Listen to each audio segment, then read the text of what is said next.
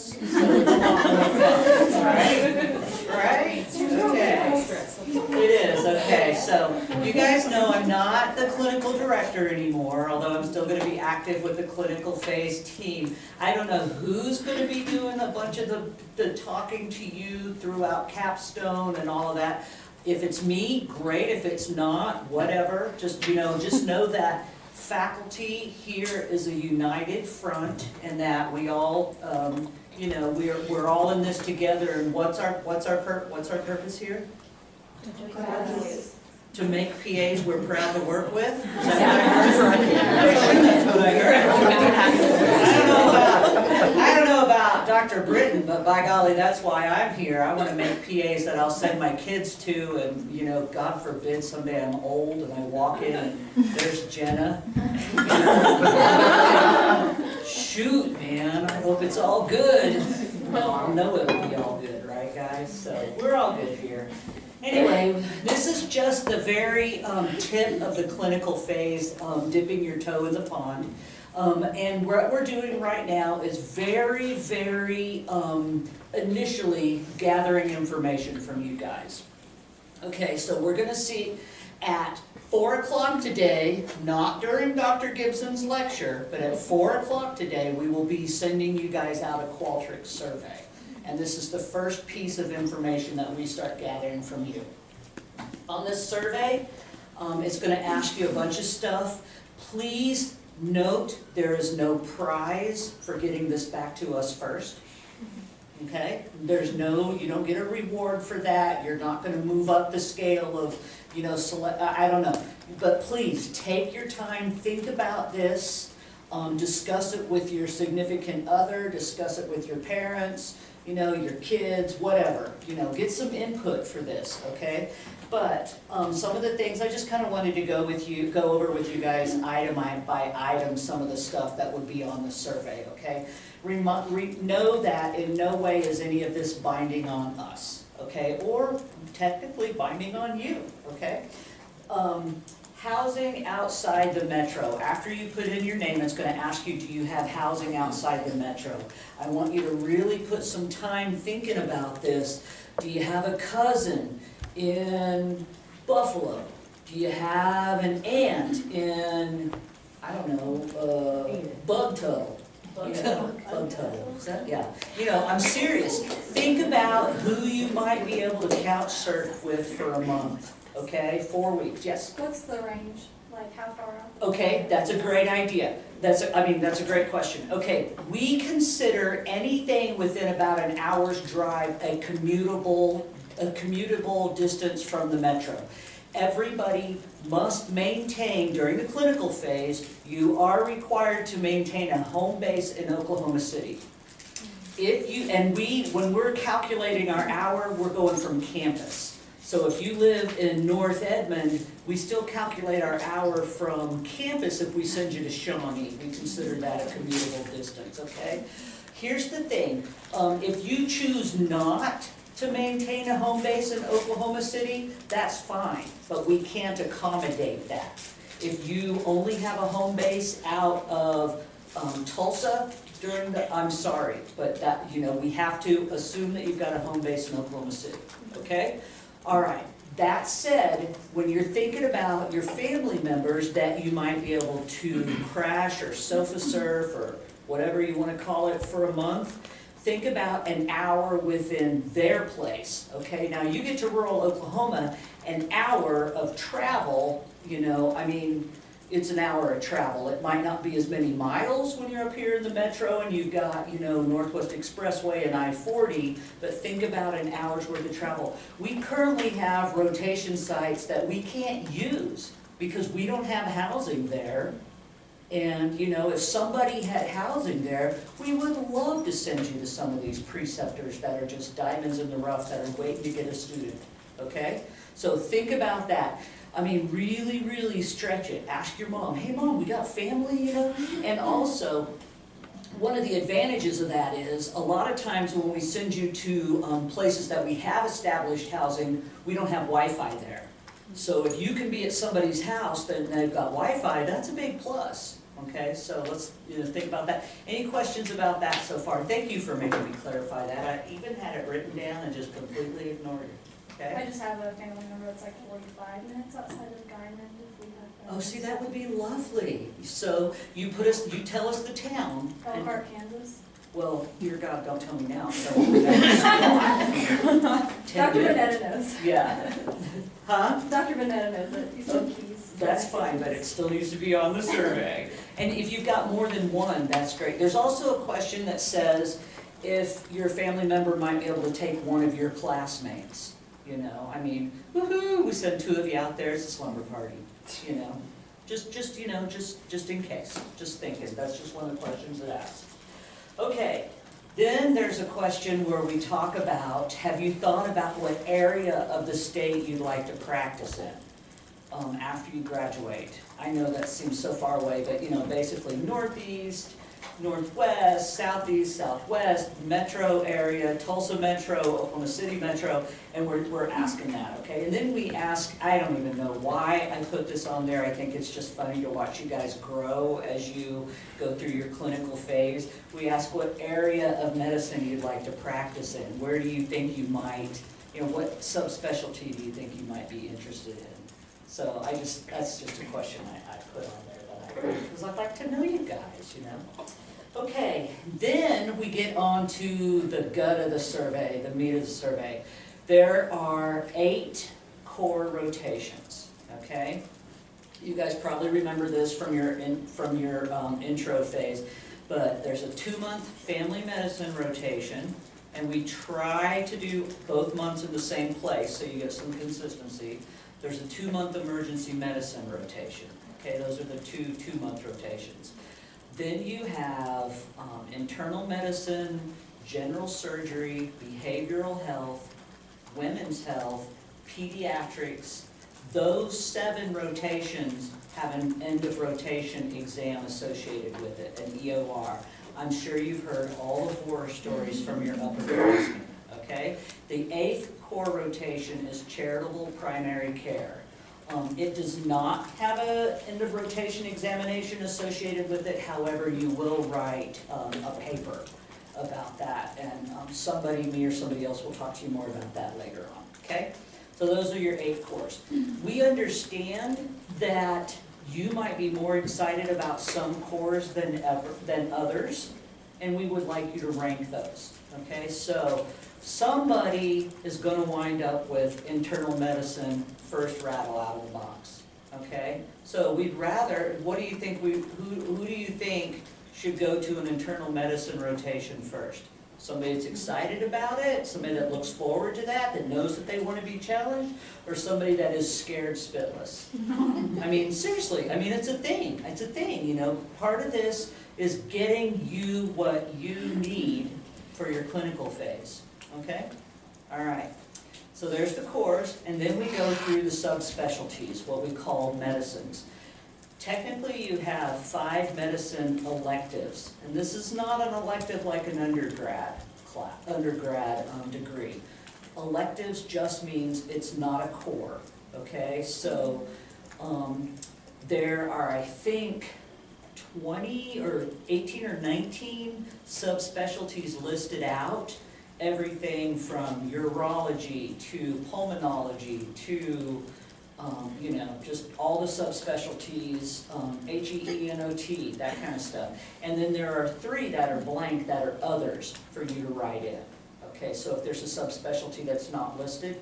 Now, if you choose pediatric interventional medicine, radiation medicine, we might not be able to accommodate that. If you choose something funky, that might not be something we have, but that might be something that we can think about seeing if we can cultivate, okay? So, any questions on those? You rank those, you can click on it and drag it up and down, so you actually move them, you rank them from 1 to 22, I think, or how many choices there are. Any questions about those thus far? Okay. The final question on the Qualtrics survey asks if you know any preceptors any providers that are willing to take students, okay? You guys have already started floating us some names, and that's great.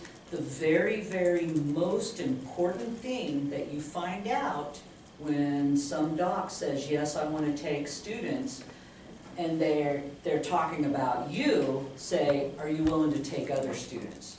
Because we're over the one and done preceptors, okay? Because it's just too much work on our end, too much time consuming, just too much to do it for one preceptor, for one student to go to one rotation.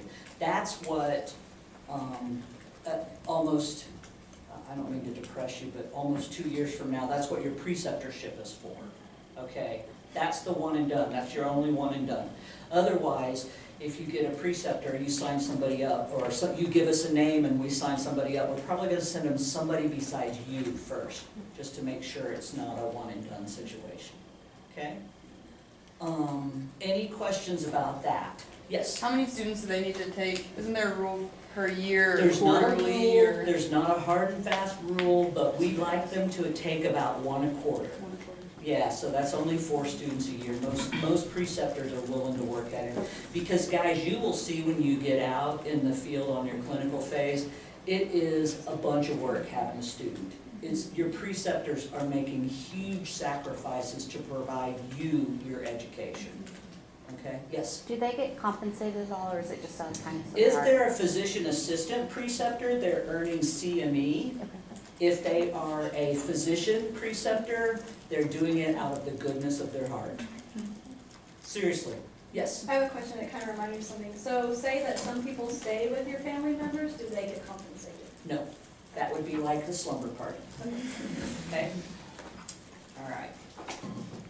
Anything else? Any other questions? All right, yes? Is there a minimum hours per week that, say, an ND has to work to take on a student? Well, if they're a part-time physician, if they've got another partner, say they're part-time, well, like, I keep trying to get these 2 pediatricians that I know that split a week and share an office to take a student and split the student between them. As long as the student can get about 40 hours a week, that's what we need. Now, if this provider works 2 days a week and you know, goes to the golf course the other 3 days and doesn't have anybody to share you with, that's not gonna work out. But it's perfectly reasonable that if you're on an ER rotation, you might not get 40 hours one particular week. But ER docs and ER providers are funny creatures. They'll work seven 12s in a row, and you'll get your, you know, the booty kicked out of you, and then you'll have a little bit of time off. And we know that's just the nature of the beast. But we can't really have a part-time preceptor unless they're willing to share you with somebody else. Okay, anything else you guys want to ask about? I know clinical phase is scary, exciting, all rolled up into one. And I am just as scared and excited for you. Not scared as much as you are, but I'm as excited for you guys as you are. Really, this is the gut of the program. Okay? Dr. Britton, you look like you're chomping at the bit back there. I'm throwing not some chomping, not chomping too much. Just a couple of things. We are probably going to move into a different way of approaching scheduling. In the past, it's been pretty much by Qualtrics, and then it's done by hand. But the computer system that you use, Typhon, will actually schedule for you. It's really like an elaborate matching system where you rank your things, and then we have ranked in there what is available. And then we do what we call spins, and it lays things down. Then we can do some hand manipulations.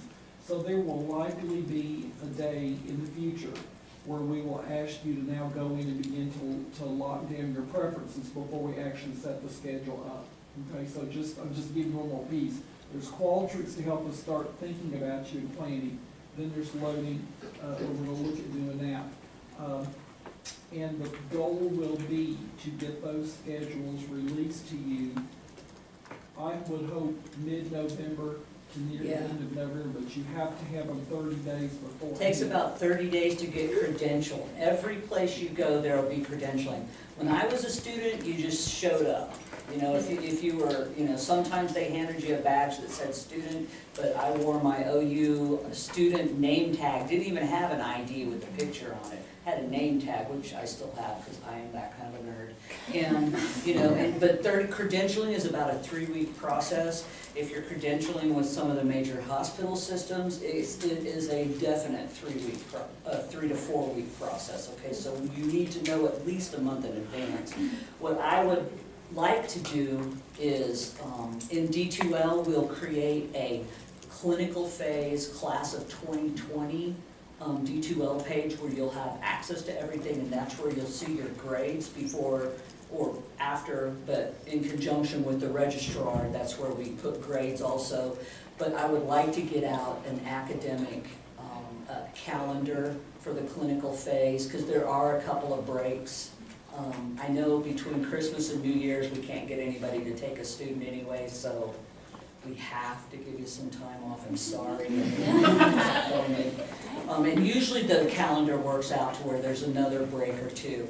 So if you're thinking about getting married during your clinical phase, well, don't, but if you must, and I get it, you know, you might wait until you get a look at that calendar to pick a date, okay? Or between Christmas and New Year's, that's a nice thing. You're likely not to, your spouse is likely not to forget your wedding anniversary. Yes. I know, it's some of the things. It's real. Does that calendar show us when we have like callback dates, and obviously we know if we were taking an EOR, but You when we have to be back? You guys are such thinker-aheaders, I'm telling you. Yes, the callback days will be indicated not only in that, but they'll also be on Python. If you miss a callback day, you tried really hard to miss a callback day, okay? Because that would be horrible.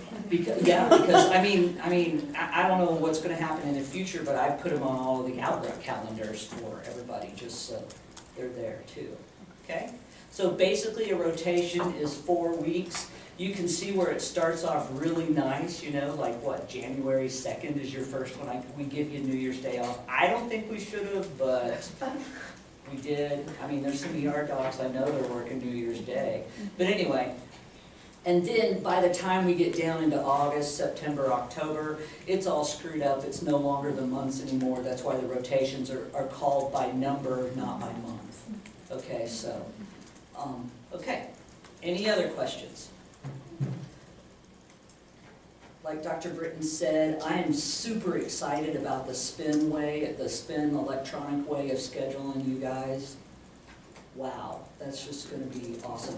Yes? Something else I want just to communicate. The goal when the schedule is released, we're working on this now, seeing how it will turn out. But the goal is to have your core rotation scheduled through the entire 16 months, so you know where that is. I don't know, we're gonna see. We're gonna do our best. Ultimately, we would like to have your cores done in your first calendar year of your clinical phase, but that's not always possible just because of the logistics of the shortages of rotation sites. But the goal is going to be to project as far ahead as possible. We may leave some of the medicine blocks not defined as you figure out what you want to do. Because there's going to be some folks who think, I really think I want to be pediatrics, and then they'll go, there's no way. I can't imagine anybody All those thinking medicine that. things you put down, you want to pull back. So Yeah. we're looking at that, but we want you to know as far enough in advance what's going on, so you can know what's coming and be kind. And remember also, you reminded me of this when you asked about the EORs. Remember also too that when you're not here on a Friday, the clinical phase might be using it for an exam.